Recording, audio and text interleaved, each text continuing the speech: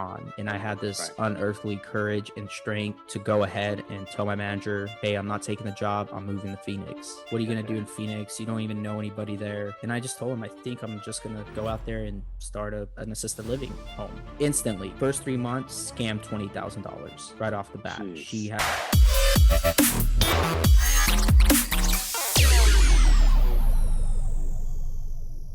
Hi everyone, my name is Chris Channa. This is the CAREpreneur Show, and today I have a very special guest, a super successful young entrepreneur, Serg Lupescu. He is the owner and administrator of Legion Manor in Mesa, Arizona, and before devoting his time, going all in on assisted living, he obtained a degree from Southwest Baptist University in nursing, as well as working as a CNA, in his earlier years. He then went on to start a successful YouTube channel talking a lot about assisted living and helping others to achieve their dreams, which led to him creating Legion Assisted Living Academy, where he could teach others and help them accomplish their goals, their aspirations in the assisted living field.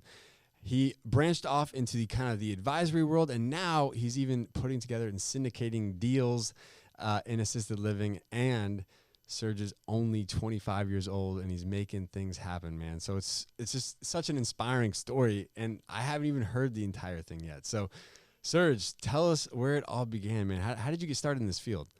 Yeah, thank you, Chris. That was an awesome intro. I wouldn't say I'm super successful. I'm just a steward of God's miracle in my life, and just doing my best to make the most out of every single day.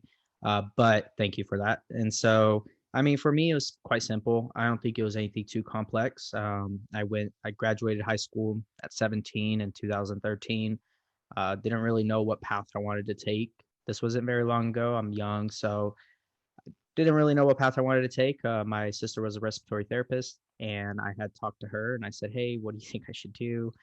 I'm 17. I really have no guidance." And she's like, "Well, you should go be a CRNA." And for those people that don't know what that is, that's an anesthetist. So it's a certified registered nurse anesthetist, and they work under an anesthesiologist.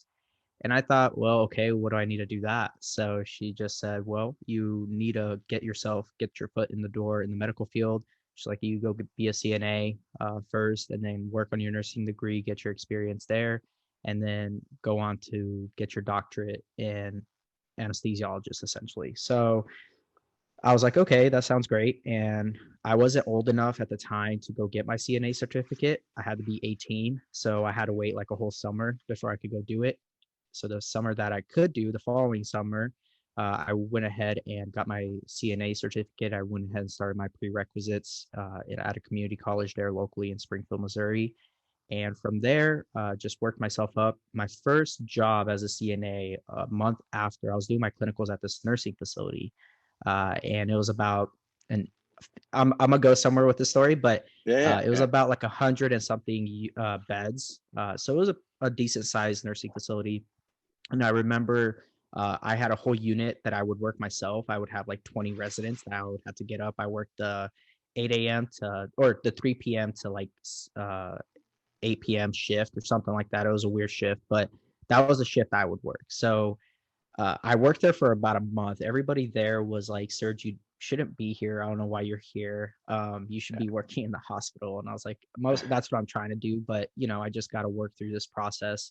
I was happy to do the job. I didn't care. My parents taught me to always just do your best in whatever it is you do. So I was like, okay. And then my sister at the time was working in the hospital. Again, she was a respiratory therapist. So she was like, let me talk to the manager in the ICU that I work at and see if I can get you in over there. Because I was still young. I was just a brand new CNA, like had no experience. Right. And I said, okay, talk to her, see what you can make happen. And so she was able to talk to the manager, got my foot in the door in the ICU right away at 18 years old. Wow. Was exposed to a lot of things really early on, everything from just really intensive care, right? How old are you at this time? Like, I was 18. Okay, got This 18 I years was old. 18. Wow. So I'm at Wow. 18 years old, getting into the neurotrauma ICU, seeing some just crazy patients, everything from alcohol withdrawals to crazy bad accidents. I mean, bones, brains, everything, right? And not only that, but I was working with some really high level nurses and doctors. Obviously I was alongside them, doing bedside care Right. in these ICUs. And so that exposed me really early on, and I highly recommend a lot of people, if they're looking to get in a specific field, get in at that ground level if you possibly can and get that exposure right away. Because what happened then was I went ahead, finished all my prereqs, got into nursing school, and during this period, I was just talking to a lot of different nurses. And I was just interviewing them really. Like I was just Right. talking to them like, "Hey, what's your life like? Do you love being a nurse? Where are you at in life now?" And the conclusion I eventually came to was a lot of them were miserable. A lot of them were capped off. They were Right. kind of trapped, in this position of, well, I have a mortgage, kids, grandkids, whatever it was. I can't quit my job. I can't go Right. learn something new. Right. So they sort See, of entrap themselves. And yeah, I was just, all of a sudden you're sitting there like, so do I want to pursue this anymore? Like, is this really the journey I want to take? You know? Yeah. yeah. And so during this like process of figuring this all, and not only that, but just the whole work environment was very Yeah. toxic just because there's so much pressure constantly. So a lot of Sure. people just aren't in the right mindset of like self improvement and being happy and all the things that really help you improve in life and being happy with 100%. where you're going. So eventually God was just working more and more on my heart and really putting on my heart like, this isn't what I haven't planned for you. And Right. I I don't know how to explain it. I just was having this I guess uh, more so this challenge in my heart and like this resistance of like, well, I'm already so far in as far as like like me going through nursing school, and I had one semester left. And nursing school is a whole nother thing. So I would work weekends. I always work weekends. I would do weekend option nights, and Right. I would work 12-hour shifts. And then through the week, I would go to school. So that was all my life for like the following 3 years. Right. And during that period, um, God was just working on my heart. And just at one point, towards the last semester of my nursing school, I went ahead and just said, sorry about that. Oh, you good, brother. And I eventually was just like, okay, God, like, what do you need me to do? Obviously, Yeah. I'm not going to go be a nurse after this. I'm not going to continue pursuing my CRNA career that I originally had in mind. And at that point, he was just like, hey, go to Phoenix. Right. And that was when God just spoke to me to go to Phoenix. And after I graduated nursing school, I ended up in Mesa, Arizona. And Wow. my my aunt at the time, she still does it, but she does residential assisted living in Springfield, but the demand Gotcha. wasn't really there. So Is it? that was kind of already in the back of my mind. Yeah. So And so like was that like was she kind of an inspiration for making that leap? Like at what point in time did you say, hey, I'm gonna go pursue this residential assisted living concept or this idea? Like did you have a house that you were looking for? Was it a house that was built for that purpose? Was it something that you created on your own, or like did you go follow someone else in the industry, and what inspired that kind of first step? right. So at one point, so my last year of nursing school was in 2017. And I was working with the nurse. I would always work with this one nurse, and him and I would just always talk about business and real estate and whatever. And one night while we were working during our night shift, he goes, "Man, what do you know about this residential assisted living thing?" Yeah. And I was just like, "My aunt does it." And he goes, "I've been watching Gene Guarino on YouTube." Yeah. Yeah. Yeah. And Yeah. he's like, "I don't know why, but it just caught my interest. And obviously, we're in the healthcare field. It Yeah. makes sense that, like, why wouldn't we pursue this, or why wouldn't I pursue, or whatever?" And he goes, "Well, you should probably just like talk to your aunt and see if there's like what what that's like and what it Yeah. Yeah. takes." And I was like, "I guess I'll go talk with her, right?" And Right. so I went and talked with her, and at the time she was looking to open a second location, and I was like, "Hey, would you be open to me like possibly managing it and like learning the ropes from you?" Right. And just didn't pan out.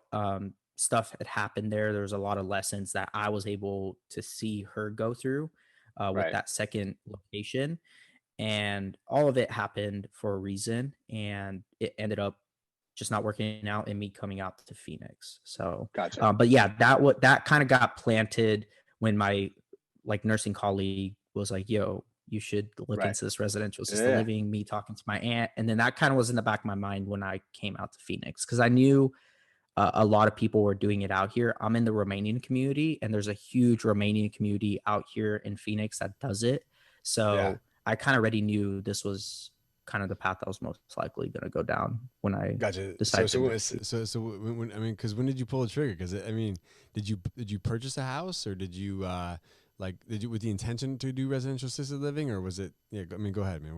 How'd that start?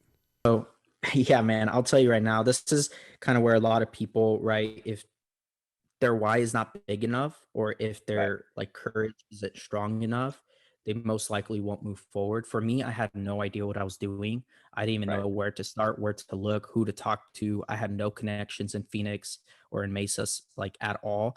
Yeah. But there was a night, this right here I like to touch on a lot whenever I tell my testimony, or just like my story of how I got started. So I had verbally accepted a job in the neurotrauma ICU that I was working as an aide for the previous 3 years. And it was my last semester, and my manager had come to me. This was around November of 2017, just to give some timelines. And she had said, "Hey, Serge, you have a week left. You gotta like sign and commit on paper by the end of next week." And so this was like sometime in November. And at that point, I knew I wasn't going to work there. I knew in my heart, I knew in my mind, but I also was fearful of what am I going to do if I say no and I don't come work here. And Right. so I was having all this anxiety, all this stress, all this fear and doubt. And that's when God spoke to me audibly. A lot of people that may be listening aren't, if they're not people of faith, that's fine. But for me, I'm a huge man of faith, and God has worked in my life more times than I can count. But God had spoken to me audibly and just said, Serge, go to Phoenix. And Yeah. when God had spoken to my life that way, all my fear, all my anxiety, all my stress was just gone. And I had this Right. unearthly courage and strength to go ahead and tell my manager, hey, I'm not taking the job. I'm moving to Phoenix. And Right. so I did that the following morning. So this was like a Sunday night that I was working my shift. The following morning, I came back in after I woke up, went to my managers, told her I'm not taking the job. And at this point, I knew, I said, okay, God, if this is what you want for my life, I'm more than willing to do it. But my parents and everyone else in my family, I just need you to work at their minds and hearts to support me in this journey, because I knew my parents at the time would just freak out if they knew I just Right. didn't take the job and I had this like whole secure future ahead of Sure. me. Yeah. So that same day, I sat down with my parents and I told them I'm not taking the job and I'm moving to Phoenix. And they just looked at me like, have you lost your mind? Like, what is Right. wrong with you? What are you gonna do in Phoenix? You don't even know anybody there.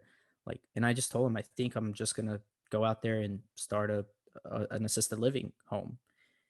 And they were just like, and I was broke at the time, so I needed their support. So I was like, I need your Yeah. guys' the support.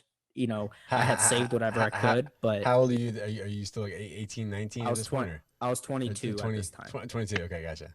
Yeah, Thanks. So this was this is just roughly three what? years ago, Yeah. three and a Dang. half years ago. Yeah, Dude, think about what you've and accomplished in so 3 years, man. It's amazing, you know? Like what yeah, you've accomplished it's in 3 years is like super inspiring, man. well, thank you, dude. And I Yeah. mean, it was hard as can be, but at that point, my parents were like, "Okay, look, if this is truly, they're people of faith as well. They're like, let's pray on it, whatever." I said, "You guys pray all you Yeah. want. I already have confirmation. I'm Right, going." right, right. So, Yeah. and God so spoke, man. finally, It's time to yeah, move, you know? yeah, Yeah. exactly. So, um, my parents were finally like, "Okay, God had spoken to them, whatever, in their own way," and we're like, "Okay, we'll support you in this journey." Did We you booked did our you tickets. I came Did out you here to already have Phoenix. Just what was that? sorry. No, did you No, already you're have a good. house in mind, or No, like okay, no, gotcha. I didn't have anything. So I told my parents. My mom knew some people out here in Phoenix, so I flew out here with her. And this was like Christmas break right before I graduated. So I right? took my Christmas break to fly out here to Phoenix and to just meet with some people that she knew. And those people knew some other people, and they kind of like showed us some homes or whatever that were on the market. And I was like, okay. And at that point, I was like, I knew for sure that I was gonna move to Phoenix. Like there was no doubt about it. And there was this lady that my mom knew that presented a property that was for lease. It had a previous license on it, but it was vacant, and it was the 5 bed that I started out of, and I still have. Gotcha. So it was for lease, which made sense because it was easy for me to get into without having to come up with like a down payment and trying to get a mortgage. Yeah. And so that was a lot easier. My mom just went ahead and just guaranteed the lease. And then afterwards, I just went ahead and guaranteed it after Yeah. that first 2 years. But yeah, that's how we got into our first property. So once I had that property, that was like during that time that I came out here to visit. And I was like, okay, this is the property. I'm gonna go ahead and start it out of this thing. I did no Yeah. market research. I did nothing. I did absolutely nothing to even make sure that this was a good location and if Yeah. it was the right property to start. So I just had faith and just went into it very blindly. I didn't ask for any type of like mentorship or seek any mentorship.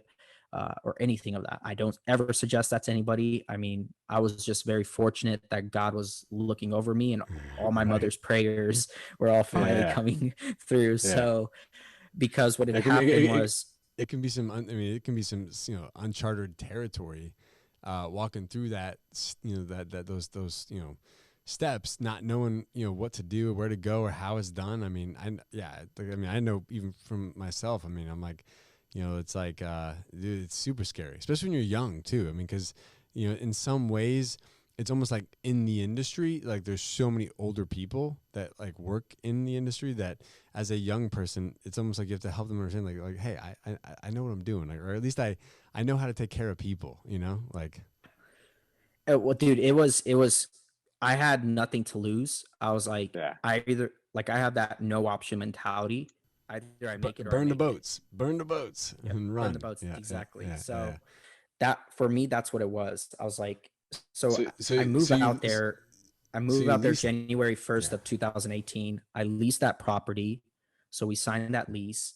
And January 1st is when I actually showed up in Phoenix. I was officially moved there. Like I packed up my whole car, Yep. everything, drove all the way to Phoenix with my mom. I had everything I ever owned in the back of an Infinity G37. It was a 2-door. Right. And I Yeah. packed whatever I could in that. And I was like, that's all I need. Yeah. And so I drove out there 18 hours straight, didn't even sleep, nothing. I was so excited. I was just full of like adrenaline and just wanted to get out Yeah. there. So I finally make it out there and I was like, okay, what do I do now? Like there's this lady that my mom was friends with. She kind of like helped us and we went and got furniture for the property and everything.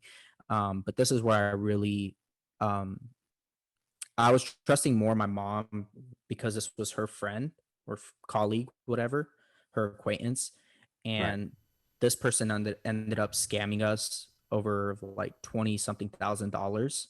Wow. And so instantly, first 3 months, scammed $20,000 right off the bat. Jeez. She had made promises. We had paid for paperwork, whatever. None of it was even legit. It didn't help with anything. It was like Yeah. complete garbage.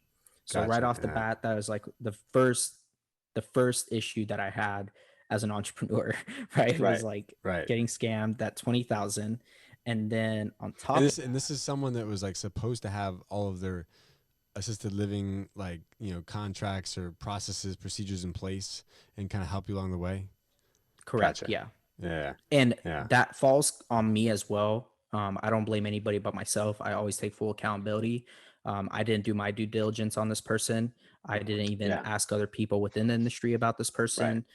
It just, that's how things Yeah. played out. So, Right. uh, It, and so I mean, because I just to for the sake of time, because I know there's so much to cover, and it's like, so at this point in time, there's no residents that live there at the facility, right? Like when you first leased it, it was okay. And so then Okay. what was so then I'm assuming you lived there, maybe, or did you manage it from afar? So what I did was I was running a halfway house out of it, which I didn't even know Gotcha. what that was for those Yeah. first 3 months because that's what this Yeah. lady recommended that I do. Gotcha. And DHS showed up, which is Department of Health Services, Yeah. because a report was made from the fire department on one of the people that was there, and that was another thing that happened that like really kicked my butt. They showed up, and pretty much the surveyor was like, hey, you aren't allowed to have behavioral people in this assisted, because there was an active assisted living license from the previous owner, which was my landlord. Yeah. Which I didn't know that whole process either. But anyway, so from there, she pretty much said, we could either fine you thousands of dollars and put you in jail for this. But instead, we'll go ahead and help you through this because we understand that you were taken advantage of. Right. So that's another so miracle on its own. So at what point did you kind of like transition to like the residence that you have today, or like, you know, like what did that journey look like? So at that point, once the DHS surveyor came in and I went to their offices, they told me what I needed to do. Within a month, I was able to get the facility licensed under my own entity, got my manager's certificate, and this all happened with about 4 months in at this point. So we're like 4 months into 2018. And then finally I got my first resident like within the first 2 weeks. So that was so around like May, June is when I officially opened my own residential assisted living after going through all this hell. So at that point, that was 2018, May, June, and then September of 2018 is when I started the YouTube channel, because I was like, man, I cannot have been the only one who is trying to start this, but doesn't know how to. And like, So I just wanted to. Were you full then? Like by that time, like towards the end of the year? Yeah. So at that point I was full. But I was still just trying to get on my feet. Sure. How's your structure set up then? So do you have like one person, do you do 12-hour shifts, 8-hour shifts, or like how do you? I work first. Like I did all the caregiving and everything because I couldn't afford. I was still trying to get on my feet. I was like practically broke, and so Hey, I did all that for the first my wife, we were 23 and 21, man. We lived in our place for 3.5 years, so I totally get it, brother. It was, we did the weekends, the nights, the day, I was the cook, the chef, the caregiver, the whole thing, man. Totally get it. So I think I hired my first employee like later that year, like part-time, and they would just work like 8-hour shifts, and then I would cover the remaining. So. And how do you have it set up today? Like, because obviously you've come a long way, so it's like it's not the same place that it was, when you first started, and you're not in the same place that you were. Correct. So at this point, I just have 12-hour shifts that my caregivers, so 6 a.m. to 6 p, and then that's pretty much, and then I just have rotating caregivers. Awesome, man. Is it do you kind of still manage it then from afar, or do you have someone that's kind of like, do you have someone that's like kind of your go-to, or like your responsible person, I guess, then, or how do you work that out?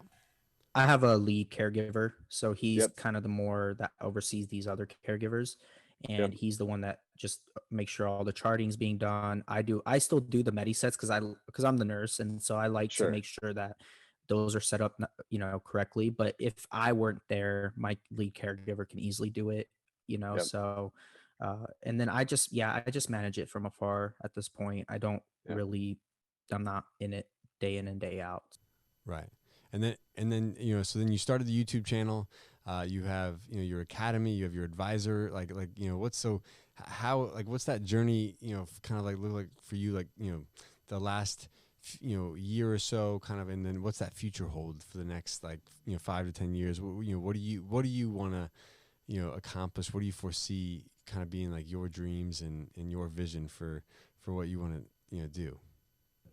Yeah, so I mean, for me, the YouTube channel, I started in September of 18, and I did that for a full 9 months for free, like no monetization, nothing. I didn't, slow growth.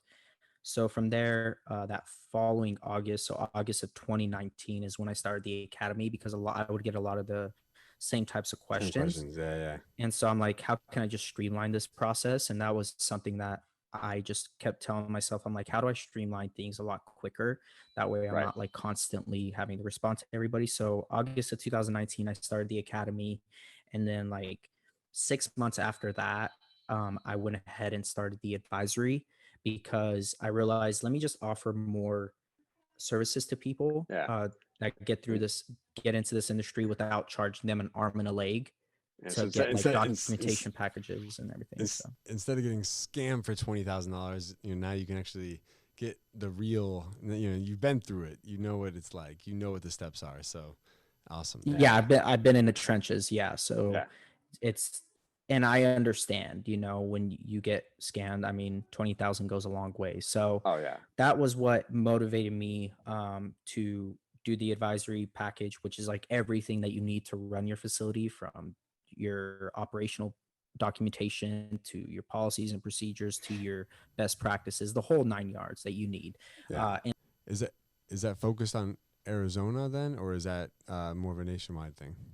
So I teamed up with a business partner that's involved in that with me, and she's been able to write all these different types of manuals and operational manuals and everything for all the states. So she's been able to do huge nursing facilities that she's done this for, small facilities. She has her own facilities in Arizona too. So she was actually the one that helped me get started when that's awesome. like that. Yeah. In the beginning. So it was pretty awesome to see how that kind of came full circle. But at this point, so 2020, was a pretty crazy year. So 2019, I almost went bankrupt. Not a lot of people know that, but what had happened was one of my caregivers was just negligent, and things just happened, and pretty much lost all my residents within like a span of like a couple weeks. And I had reserves, but I was quickly going through those reserves. So internet's still connected, but yeah. And so that was towards the end of 2019 going into 2020. And I had about a month's left of reserves. And I said, Lord, here I am again. Like, I got a month's left. And need your help. Yeah, I was like, God, you brought me this far. You're not going to let me fail. And I hate when people talk about how great their business is and they never struggle or they never like face hard challenges. I hate when people do that on like podcasts or anything. Like they never talk about these struggles and the reality of entrepreneurship. But the reality was that I almost went bankrupt, and within 2 weeks, my whole house got filled up. So, and it was right before the pandemic hit, like quite literally. Because dude, talk about being nerd, man. Dude, I'd never been like when that pandemic hit, when March was approaching, man. I was freaking out, man. Like I didn't know what the future held, and we had so much at stake, man. That was a hard time for sure.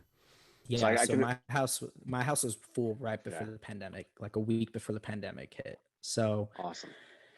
Yeah, and went through all of 2020.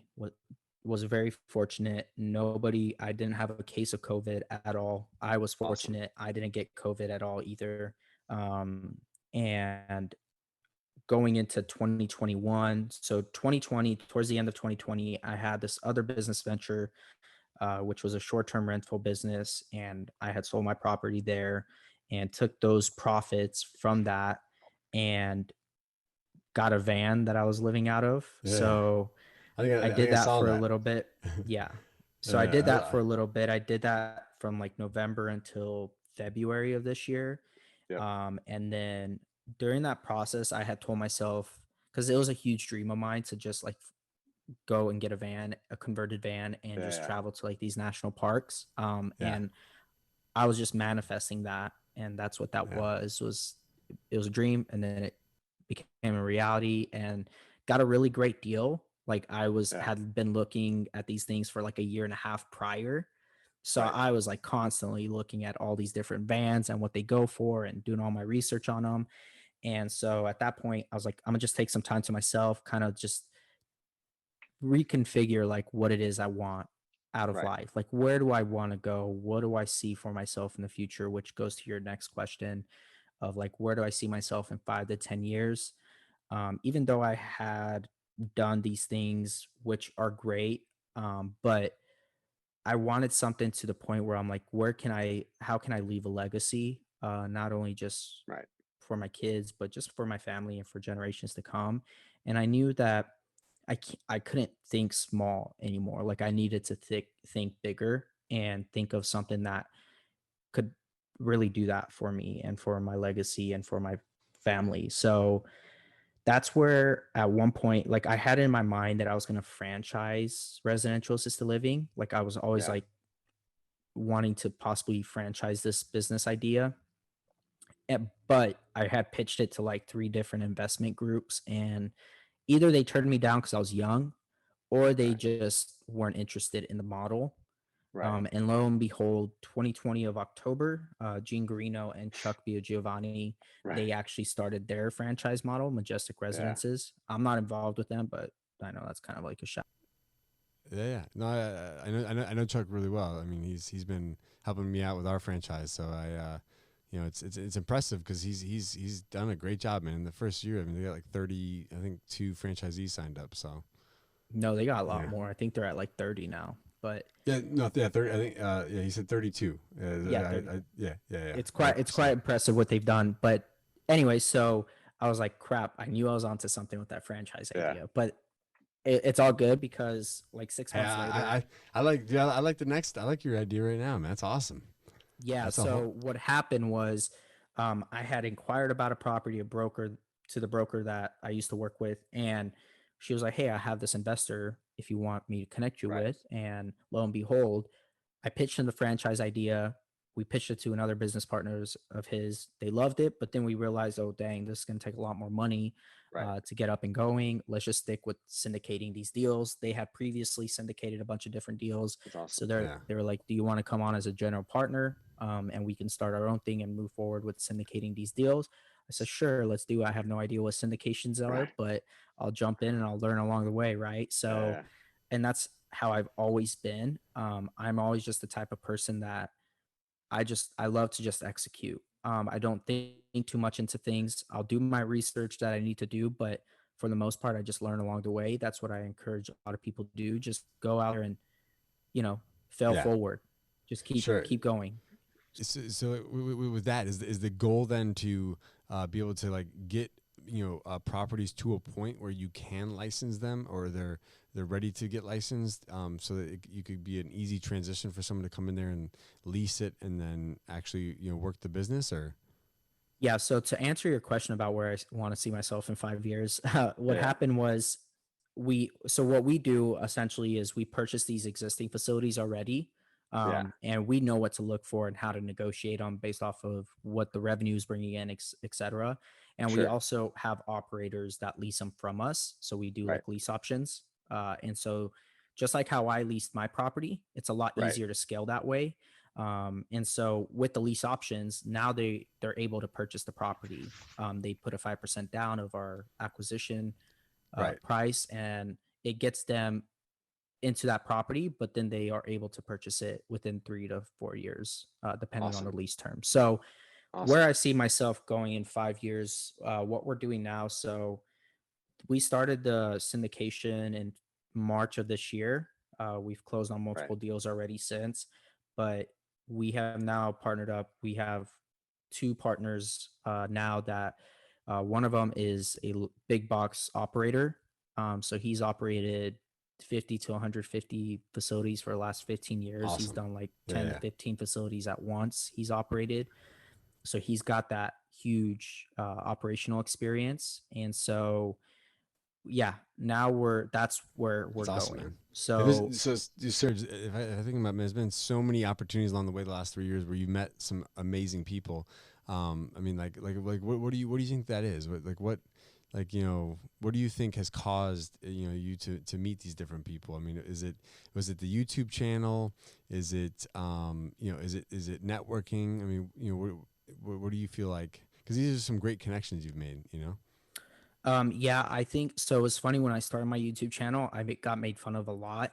A lot of people, literally a lot of people, are like, "You're an idiot." But I knew that it was a huge opportunity for me to be able to network. And like yourself, right? You came across me probably from the channel, and a lot of other people. The one thing was, in this industry, I was young at the time when I started. I'm still young. People thought I was a caregiver when I would go to these networking meetings, but I was like, no, I have my own facility. And they're like, okay. And the one advantage I had was the fact that I was young, and it stood out but then Right. also the fact that I went ahead and put myself out there Right. and just talked about my experiences. I got a lot of flack and a lot of hate because of the fact that I was exposing certain things within the industry and how things are done. And not a lot of people like that. You know, Right. they would always be Right. like, Yeah. why are you talking about this? Why are you giving all these tips and whatever? So, um, Yeah, but I would say, they have a closed mindset, you know? yeah, I'm a, yeah. And I think the channel for sure was a huge catalyst to these different opportunities. Absolutely. But that also took risk and patience as well. Like, I mean, that thing didn't grow for, like I said, 9 months, you know? Yeah. And not only that, but now it's been 3 years since I've been doing it. So, Sure.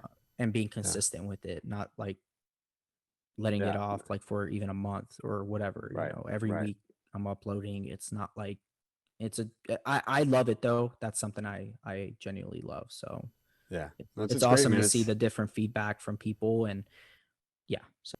And you're helping people, man. And the coolest part about it too is that, you know, you're taking an industry that I feel like, you know, this is not like some sexy, like, you know, real estate channel or like some, you know, business guru channel, like, cause you know, it's the senior care field. And it's like, you know, how do you make that industry and desirable, you know, for people. And so you've done that. I mean, you've made it fun. You've brought youth and just kind of just an enthusiasm to it. So it's awesome, man. So kudos to you, brother. Thank you, man. I give God all the glory. But yeah, I mean, I think also just visualization and manifesting it. For me, I always, from when I was a young kid, I remember in 8th grade specifically, I was in like tech class and the teacher had asked, like, write down what it is you want to be when you grow up. And I had put CEO. I didn't even know what that meant, but I just, it sounded cool. And I probably heard it on TV somewhere and I was like, I want to be a CEO. So, you know, and like, I think that's me for me, like there's no, like the sky's the limit. It's whatever you choose to put your mind to. And you have to understand that it takes hard work and like patience.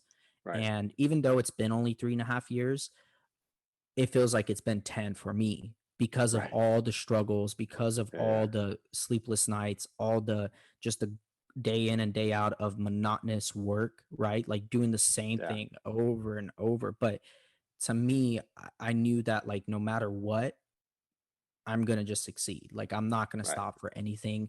And I'm going to give it all to God. And I'm simply a steward of what he's blessed me with. Awesome. None of it is mine. Like I've been challenged like spiritually, just like in my heart.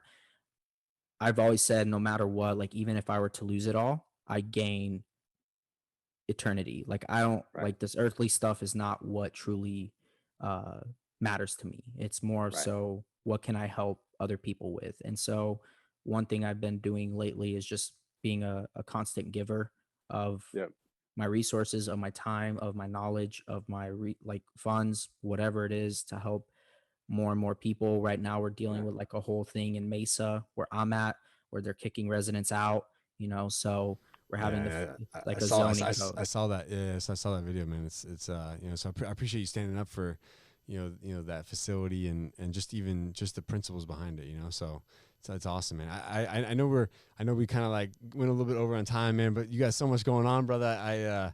I just, you know, I want to make sure that, you know, we get it all in, you know, but we have to do a part 2 at some point, you know? So, you know, one of the, just, you know, lightning round real quick. Is there I mean, I know you're big into, you know, kind of, you know, reading, and the self-improvement, you know, personal development. Is there a book that you, like, that's kind of your favorite book or maybe even a favorite quote? My favorite book is definitely, well, it's multiple books. It's definitely the Bible, but that's not for everybody if they're not into that. Yeah. One book that I love though, that I'm actually rereading right now is The Shoe Dog by Phil Knight. If you haven't read that yet, and if you don't know who that is, he's the co-founder of Nike. But Gotcha. I highly recommend that book because it definitely resonates with my story of struggle. And he's just a great storyteller. And I haven't read it yet, but it's on my list right now. It just got shipped in. Is The One Thing by Greg Keller. That's another one. Yeah. So that's a good one. That's a good one. That I heard great things about. Yeah. So that's one that's on my list right now. One quote that I love is by Muhammad Ali. For some reason, it just stands out to me. It's like, don't count the days, make the days count. So That's what I highly recommend. It's like make every single day count. My father passed away earlier this year, and Sorry to hear that. when he was all yeah, he literally worked himself to death. He was a hard worker to his dying breath. He had 2 heart attacks last year, and he was still working. He was still like trying to do stuff for his businesses and everything, and super stubborn person, but loved him to death. And he taught me to work hard, and realizing like how short life is. To me, it's like I'm gonna do everything in my power to make sure that I leave a legacy behind, not only for my father, but for my family. And make those days count, because your days are numbered. Everyone is going to go, and being in this industry, we see it all the time with hospice, and seeing how quick life goes by. You realize how fragile life is, you know. Man, I really appreciate your time, brother. Really appreciate you sharing your story. Love what you're doing. Excited to see what the next 5 to 10 years hold. You know, we're going to make sure that if you haven't, I mean, I'm sure everyone on YouTube land that is familiar with senior living or assisted living or residential assisted living, I'm sure they know Serg, but if they don't, make sure they go to your channel. We'll put all of that information, you know, in the description below. And Serg, thank you so much, brother, for joining me today, man. Thanks for inspiring other young entrepreneurs in senior care, man. It's awesome. Awesome, Chris. Well, thank you so much, dude. Looking forward to seeing what you do, and looking forward to finally coming down there to Florida, and absolutely, hopefully man. we can connect. Dude, we got to connect, man. Looking forward to it, brother. All right, guys, we'll see y'all soon. Join us on the next episode of the CAREpreneur Show. Thank y'all, and thank you, Serg, for your time, brother. Of course, dude. I thank you guys so much for making it to the end of this video. You guys are awesome. If you'd like to watch last week's episode, make sure you click here. If you'd like to watch more fun and exciting episodes on senior care, click here. And if you'd like to learn more, stay in touch. Go to chrischana.com for the latest tips in the senior care business for the entrepreneurial spirited person that loves seniors and business. Thank you guys so much for joining. Have a great day, and let's get back to work.